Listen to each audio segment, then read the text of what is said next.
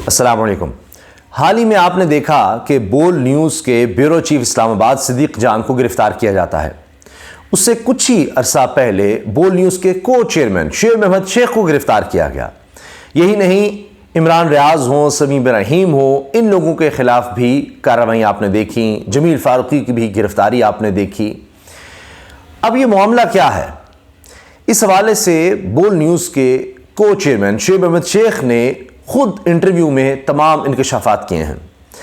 اصل میں معاملہ 1997 سے شروع ہوتا ہے۔ 97-98 میں شعیب احمد شیخ نے آئی ٹی کمپنی بنائی، آئی ٹی کمپنی کی بنیاد رکھی۔ یہ وہ وقت ہے کہ جس وقت گوگل بھی نہیں آیا تھا۔ آج دنیا کی کتنی بڑی آئی ٹی کمپنی بن چکی ہے۔ آج پاکستان میں آئی ٹی کی بات ہوتی ہے کہ ہم نے ملک کو آگے لے جانا ہے، اپنی ایکسپورٹس بڑھانی ہے، ہم نے روزگار پیدا کرنا ہے، بھارت کہیں سے کہیں چلا گیا، آج ہم دیکھیں کہاں پر کھڑے ہیں، تو ہم نے آئی ٹی کو بہتر کرنا ہے۔ تو شعیب احمد شیخ نے 97-98 میں اس چیز کی بنیاد رکھی تھی۔ اور پھر ایک وقت ایسا آیا 2014-15 میں کہ پاکستان میں جتنی آئی ٹی ایکسپورٹس ہو رہی تھیں اس کا 82% صرف ان کے حوالے سے ہو رہا تھا۔ یعنی شعیب احمد شیخ کی کمپنی سب سے زیادہ، ان کا گروپ وہ ایکسپورٹ کر رہا تھا آئی ٹی کے حوالے سے۔ اور یہ آپ دیکھیے کہ 400 ملین سے زیادہ، یعنی 40 کروڑ ڈالر سے زیادہ اگر پاکستان ایکسپورٹ تھی تو اس میں سے 300 سے زیادہ، یعنی لگ بھگ 325 ملین وہ صرف ان کی کمپنی کی طرف سے تھا۔ اتنا بڑا کنٹریبیوشن تھا پاکستان کے لیے۔ 15,600 لوگوں کو روزگار مل رہا تھا۔ اب آج اگر وہ معاملہ جاری رہتا تو یہ لگ بھگ 1 لاکھ لوگ ہوتے۔ یہی نہیں، پاکستان کی آئی ٹی ایکسپورٹس 3 سے 4 بلین ڈالر ہو سکتی تھی، 3 سے 4 بلین ڈالر۔ آج ہم جو آئی ایم ایف کے پیچھے بھاگ رہے ہیں 1 بلین ڈالر کے لیے، اور ہم چاہ رہے ہیں جی ہماری آئی ٹی بڑھ جائے۔ دیکھیں ظلم کتنا ہوا کہ اس وقت جب شعیب احمد شیخ نے سوچا کہ اچھا پاکستان کا مثبت امیج دنیا کے سامنے رکھنا چاہیے، پاکستان نے اگر گرو کرنا ہے، پاکستان دنیا میں جانا پہچانا جانا ہے، تو یہاں پر وہ اس طرح سے کام میڈیا میں نہیں ہو رہا۔ اب کیا ہوا؟ جب یہ سوچ آئی، جب یہ بول نیٹ ورک آیا، تو بس پھر جو اس وقت حال تھا میڈیا کا، جو سیٹھزم تھا، انہوں نے پھر کہا کہ یہ کیا ہو رہا ہے، ہم تو سب ملے ہوئے ہیں، سب پھر بول نیٹ ورک کے خلاف ہو گئے۔ اور پھر ایک کہانی گھڑی گئی کہ کیا جا سکتا ہے، اچھا ان کا یہ آئی ٹی کا کام ہے، وہاں سے لاؤ۔ 420 کا، دھوکہ دہی کا، جال سازی کا ایک، یعنی پہلے چھپایا گیا، پھر اس پر کیس بنوایا گیا، اور وہ کیس شروع ہو جاتا ہے جی۔ اب عجیب بات یہ ہے کہ یہ دنیا کی تاریخ کا شاید واحد کیس ہوگا کہ جس میں کوئی ایک شخص سامنے نہیں آیا کہ جس کے ساتھ دھوکہ ہوا ہے۔ اگر دھوکہ ہوا ہے، 420 ہوئی ہے، کسی کے ساتھ فراڈ ہوا ہے، کوئی تو سامنے آئے۔ کوئی سامنے نہیں آتا، کوئی ایک شخص بھی نہیں ہے جس کے ساتھ کوئی دھوکہ ہوا ہو۔ اور پھر 1.5 سال تک شعیب احمد شیخ کو جیل میں ڈال دیا جاتا ہے۔ 1.5 سال تک کرتے کرتے سالوں گزرتے ہیں، اور آخر کار جناب پھر پتہ چلتا ہے کہ یہ تو کیس ہی نہیں بنتا، اور اس میں بریت بھی ہوتی ہے۔ لیکن اس کے بعد بھی ظلم بند نہیں ہوتا، اور پھر بھی کئی دفعہ ہوتا ہے کہ جناب چھاپے مارو، یہ کرو وہ کرو، دباؤ میں لانے کی کوشش کی جاتی ہے، اور کبھی FBR کے تھرو، کبھی کسی ادارے کے تھرو۔ اب شعیب احمد شیخ صاحب کا کہنا ہے کہ 2 کام ہیں ان کے، ایک آئی ٹی کا جو ٹیکس جس میں نہیں ہے، کیونکہ ظاہر ہے کہ اس سے ہم نے حاصل کرنا ہے، اگر آگے جانا ہے تو اس میں انسینٹو تو ہوگا۔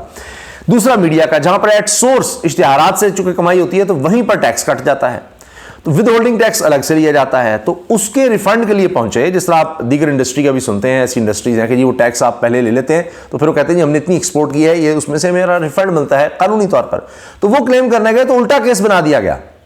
یہ ہوتا ہے۔ پھر ایک اور کام یہ ہوتا ہے کہ ایک ہی کیس میں، جس میں قانونی طور پر یہ نہیں ہو سکتا کہ ایک ہی کیس ہے، ایک ہی مقدمہ ہے، اس میں 2 مختلف آپ FIR یا مقدمے بنا دیں، ورنہ یہ تو ہوگا نا، جو آپ دیکھیں کہ ایک کامن سینس ہے کہ ایک ہی جرم ہے، فرض کیجئے کسی پر الزام ہے تو آپ اس پر جتنے مرضی کیس بناتے چلے جائیں، یہ تو اس کے ساتھ ظلم ہے، زیادتی ہے۔ اور آپ دیکھیں کہ ایک عجیب نظام ہوگا کہ کہاں عدالتوں میں ان کا بھی وقت ضائع۔ بھائی اگر کسی پر الزام ہے، وہ ایک عدالت میں بھی اگر آپ الزام ثابت کریں گے، اگر وہ درست ہوا تو اس پر آپ کو سزا ہو سکتی ہے اس بندے کو۔ لیکن یہاں کیا ہوا جی، وہی کراچی میں، وہی اسلام آباد میں کر دیا جاتا ہے۔ پھر یہی نہیں، پھر جب کیس ختم ہوتا ہے پہلے تو یہ ہوتا ہے کہ کتنے ہی جج کہتے ہیں ناٹ بیفور می، تو ختم ہی نہیں ہو رہا کیس، جج کیس ہی نہیں سن رہے، کوئی ڈٹ جاتا تو یہ ظلم ختم ہو جاتا، ظلم جاری رہتا ہے۔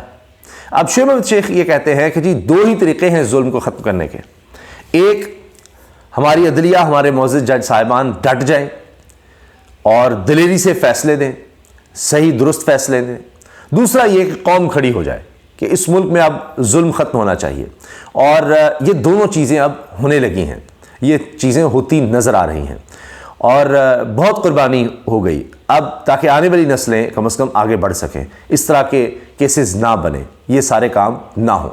تو یہ جناب اصل میں نے مختصراً آپ کے سامنے ساری کہانی عرض کر دی ہے کہ اس ملک کے ساتھ کیا ہوا، شعیب احمد شیخ کے ساتھ، ان کے خاندان کے ساتھ کیا ہوا، ان کی والدہ، ان کی اہلیہ، ان کو کیسز میں کس طرح سے شامل کیا گیا، کس طرح پاکستان کو کتنا نقصان پہنچایا گیا، صرف ایک یہ ہوتا ہے کمپٹیشن کے حوالے سے کہ جی نیچا دکھانا ہے، یہ کوئی نہ آ جائے، اس خوف میں آپ نے کس طرح ایک انڈسٹری کو نقصان پہنچایا، اس کی وجہ سے پورے ملک کو نقصان ہوا، کیس میں کچھ ثابت نہیں ہوتا، جھوٹے کیس بنائے جاتے ہیں۔